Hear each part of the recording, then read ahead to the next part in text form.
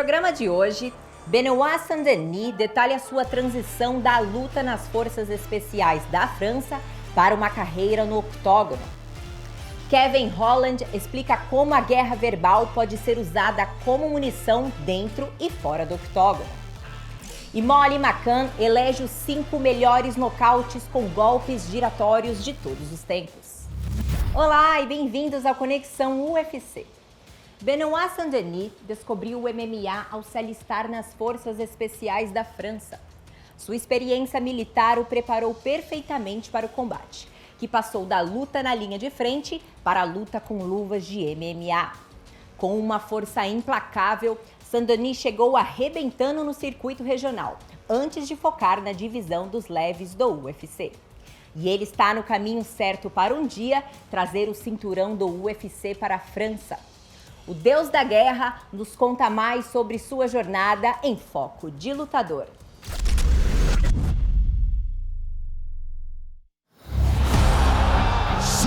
Destroy Benoit Saint Denis. 5 years in French Special Forces, and he started training in MMA in 2017 to be a better SAS operator. Now he's on top of the world. Ready, fight, let's go. I think this guy has all the potential in the world. He's got a special quality and a real killer instinct.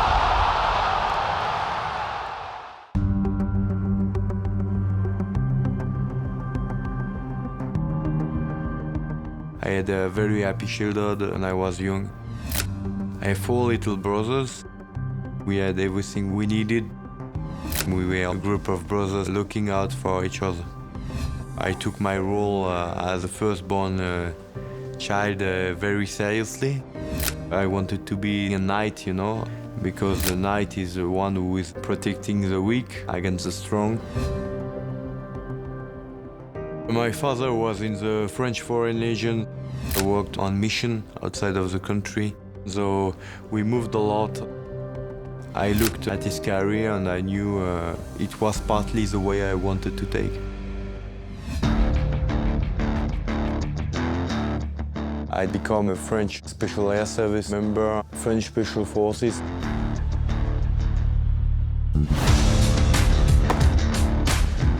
Mostly what I did was counter-terrorism on the sub-Saharan band against Boko Haram and a couple of different branches of Islamic State. I did protection of high-value personalities like the president, ministers, generals in a lot of different countries in Africa. Also, I did a lot of sensitive site exploitation, which is having a fast collect of the information you have on the ground to try to directly use it to have another action in the night. I worked my ass off so I could be successful in it.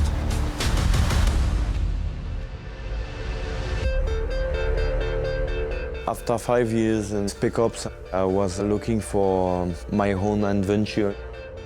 In the army, you are always under orders, and I wanted to be my own boss. Ok, là on va commencer. On se met par dos. Protège tibia, gants. I already trained at BJJ since 2017. 2018, I did a lot of kickboxing. I was feeling that if I didn't try MMA career, I was gonna regret it. 1 minute, I say switch, you switch, okay? I think everything that you do in the military makes you better at fighting. You get up early, you learn about your diet, you learn about being able to sleep when it's important. The military pounds that into you. Voilà, tu le fais tourner, hop, et t'attaques, voilà, magnifique. Some people just like to fight. You know, some people just show up to do violence. But then there's somebody that's going to show up 12, 13 times a week, kickboxing in the morning, wrestling in the afternoon, strength and conditioning. There's so much to do in MMA, and he's approaching it like a professional. So that is a very strong characteristic, an attribute that the military teaches you that you then carry into fighting. There's similarities. You have a training camp for a fight, you have a preparation for a mission. As a special force operator, you will have a good plan to get yourself ready for a mission or for a fight. Ah, quel point avancé! Oui, joli, magnifique. I'm always looking for excellence. My goal was to become the best warrior and the best version of myself.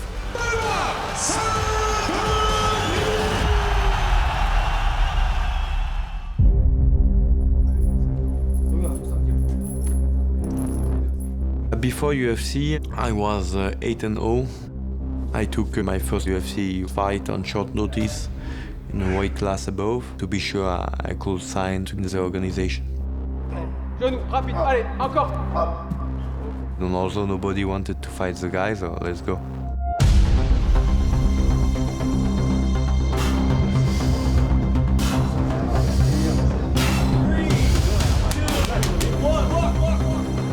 Benoit Saint Denis is undefeated. In our fighter meeting, he mentioned he wants to be active, which could result in short notice fights at welterweight. He thinks his belt pursuit in the UFC will eventually be down at 155 pounds. And tonight, he's fighting one of the more credentialed welterweights that is not in the top 15 right now in Dos Santos. This guy has no fear, but he has a tall task in front of him for a UFC debut. Dos Santos eats a big shot there, returns fire with a 1-2. It was a good fight, a tough fight. Beautiful swing. Oh, another knee. But Saint Denis fighting back. Wow, he is tough. Oh my gosh. Special forces in France. This guy's as tough as they come. I lost by decision.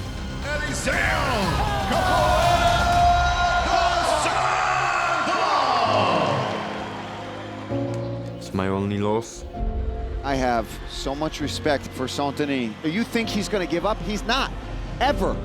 Le goût de la défaite, il aime pas. Et là, Benoît, lui, c'est les jeunes loups.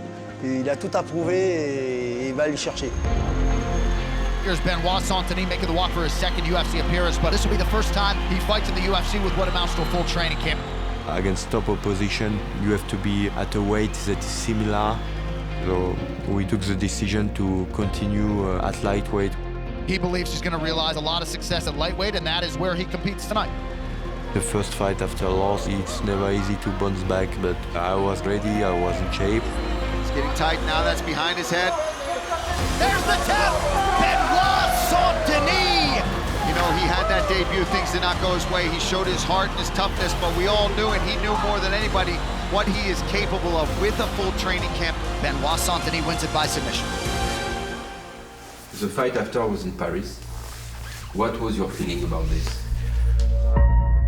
Bonsoir and bienvenue à Paris, France. You have yourself a fight night. After changes in regulations and to support a groundswell in talent, the UFC embarks on its long-awaited maiden voyage to Paris. I had to be there. It was the first UFC in France. Your name to be written in the French MMA history book. I had to do it. What a moment for Benoit Saint Denis, former Special Forces, makes history by becoming the first Frenchman to walk on French soil for the UFC. Proudly representing France in here tonight. It's incredible to hear the pop from this crowd, especially representing the country the way that he has. This place is deafening. Saint Denis is swinging. He crumples him. 10 seconds left. Big shot. Another left and another. He's hurt. He's wobbling. He's down. This is it. He breaks the storm in the second round. He gets the finish. It was such a fun moment to be in. It is a war cry from the god of war. Benoit Saint Denis gets it done. Benoit, the god of war, Saint Denis, ladies and gentlemen.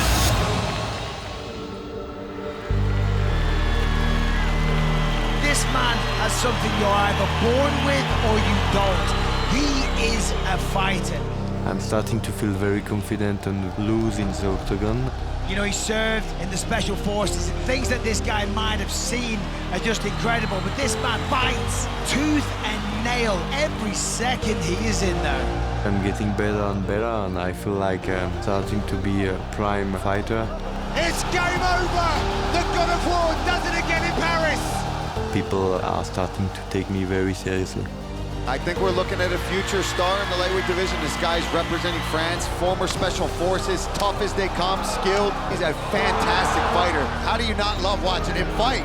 I want to prove that I'm a top contender. Oh, head kick! Rivola's in real trouble, that's it! Wow! Whoa! Benoit Saint Denis! Allons-y! 10 seconds left. Big shot. Another left and another. He's hurt. He's wobbling. He's down. This is it. He breaks the storm in the second round. He gets the finish. I'm hungry. Let's go.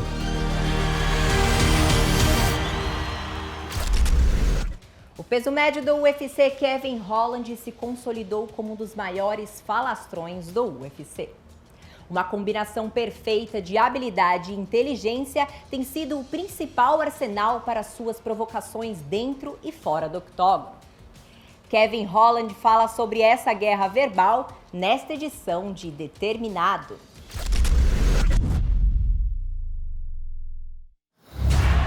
Look at this. He is talking all kinds of crap. Talking a lot of smack. Shut your bitch ass up. I say you can talk. When I knock people out, they don't move. Who the is that guy? There's no other way to get to know somebody than to express words. Holland's talking that trash. Sometimes physical blows, but that's not always necessary.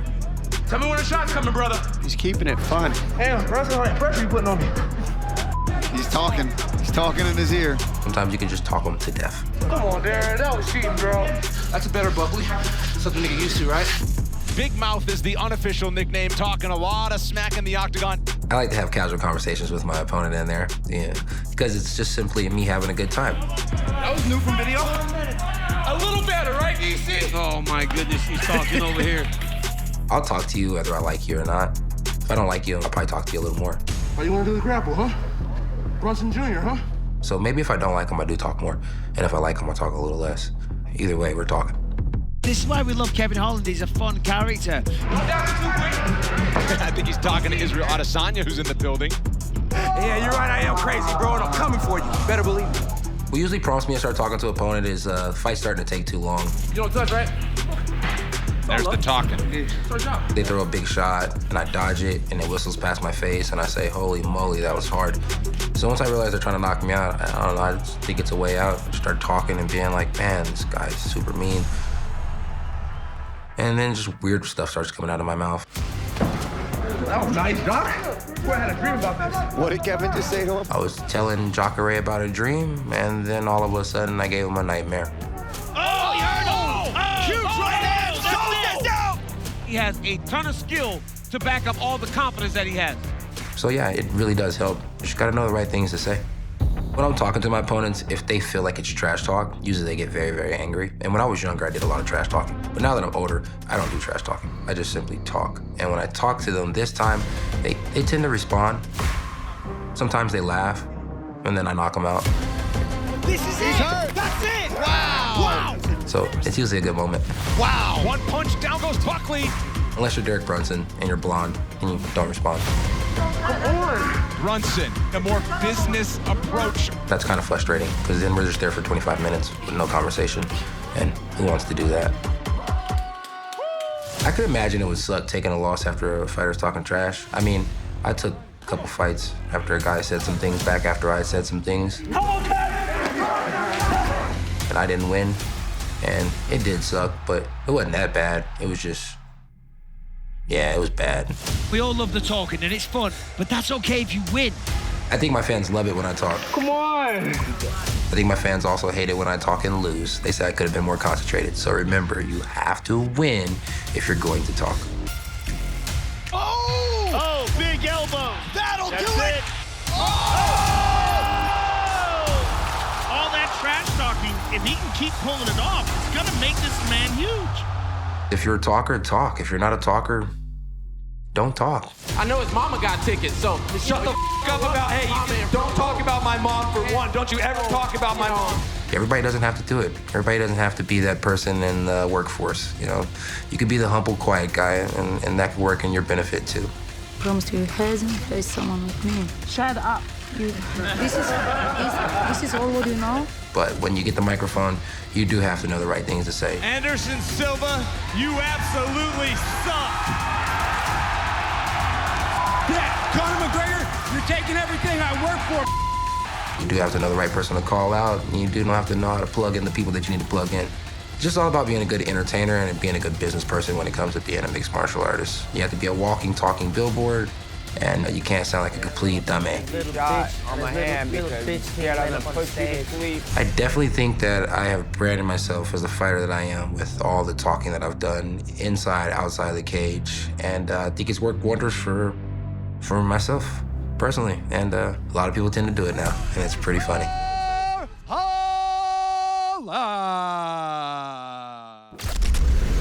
Habilidade, criatividade e timing precisam estar em perfeita sincronia para se obter um nocaute por golpe giratório, o que torna um espetáculo raro e eletrizante. A lutadora favorita dos britânicos, Molly McCann, entrou para a lista de nocautes inesquecíveis com uma cotovelada giratória espetacular diante de seus fãs. Pedimos para a Molly eleger os 5 melhores golpes giratórios da história do UFC em Top 5.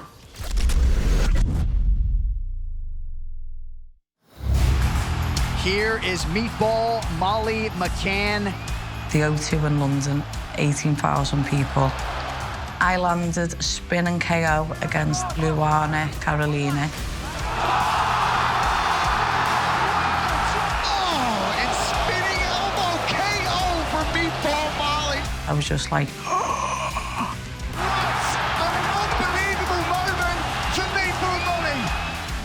it's just a special thing to land because people can try their whole lives to get a finish. That's that picturesque when you can't get it, but your girl did.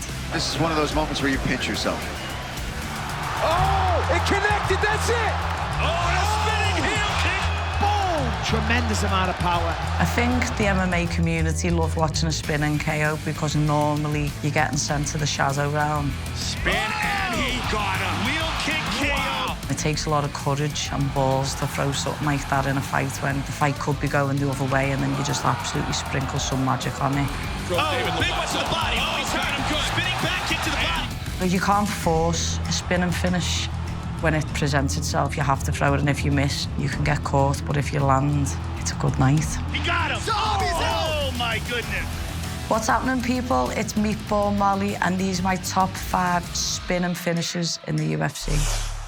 Coming in at number 5 is Paul Felder against Danny Castillo. The reason I chose this is because I really love Paul Felder. I loved his fighting style. I think you just seen Castillo. He was just like a little bull coming forward. Felder slipped the shot, covered, spun.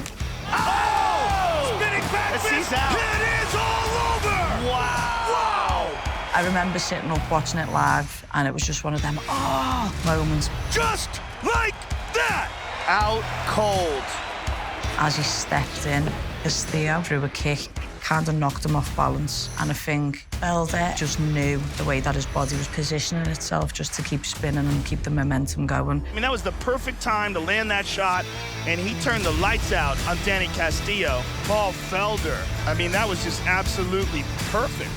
At number 4, we've got Steven Peterson and Martin Bravo. The reason this one was so good is it was a little bit like Apollo Creed and Rocky, where they both throw the punch at the same time. Well, so far, both of them look really... Oh! Big spinning back fist! Steven Ocho Peterson! Do you believe it? Bravo led with an elbow. Peterson slipped on the outside and landed the back fist. Oh, my word! He was out. A highlight reel for the ages! Depending on what range you're in, sometimes you can catch with the forearm, sometimes you'll catch it with the whole complete back of the fist, and sometimes it's the side of the fist. But he literally just clipped it right, just on the chin. Back fist right on the chin. Boom! That's it. Good night. Next up at number 3 is Weili versus Joanna Jędrzejczyk. Weili versus Joanna. The Queen against the Queen. I think we all knew it was going to be Joanna's last fight. As sweet as the spinning back fist was, it was bittersweet. It was heartbreaking for everyone to watch. Spinning back fist, floors Jędrzejczyk, and that'll do it. Zhang Weili putting a capstone on the rematch. Weili kept throwing side kicks to maintain distance, keep Joanna off. And as Joanna was coming in, she just kept stepping right through and just was a gangster with it. No follow-up by Weili. None required. Joanna was literally like starfished on the floor. It was a great knockout, but it was such a sad knockout. Zhang Weili keeps the judges out of this one. So much love in this sport for Joanna Jędrzejczyk. Next up at number 2 is Jiří Procházka versus Dominic Reyes. Yuri, he was really doing a good job of pressuring Reyes, keeping him against the cage. As he gets him there, there's a little exchange. You can see Dom's a little bit hurt. And then as Dom's covering, he comes across and then just completely commits and spins. Yuri Prohaska! When Dom got hit, you could just tell it was lights out, straight clean on the floor. Unfortunate night for him. Spinning elbow puts him face first into the octagon. You could see that's something he's drilled a million times over. Boom, boom, spin and finish. Yuri Prohaska's for real, ladies and gentlemen. My all-time pick, my number one for spin and finish is Joachim Buckley vs. Impe Kasanganay. The amazing thing about this finish is when Buckley throws a left head kick, something 99.9% of people would never, ever do, would use that momentum to switch and then throw a spinning back kick to the face.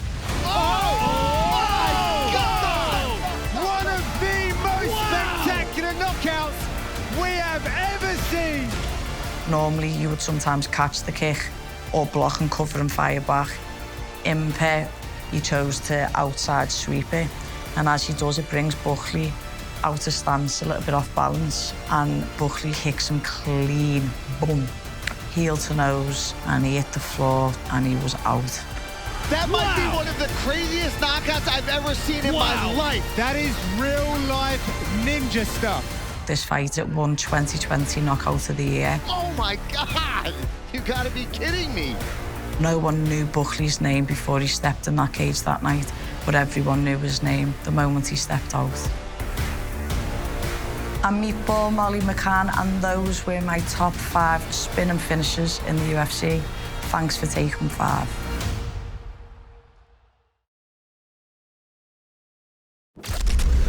E chegamos ao fim deste episódio. Entre em contato com a gente e compartilhe a sua opinião online usando a hashtag Conexão UFC. Até a próxima!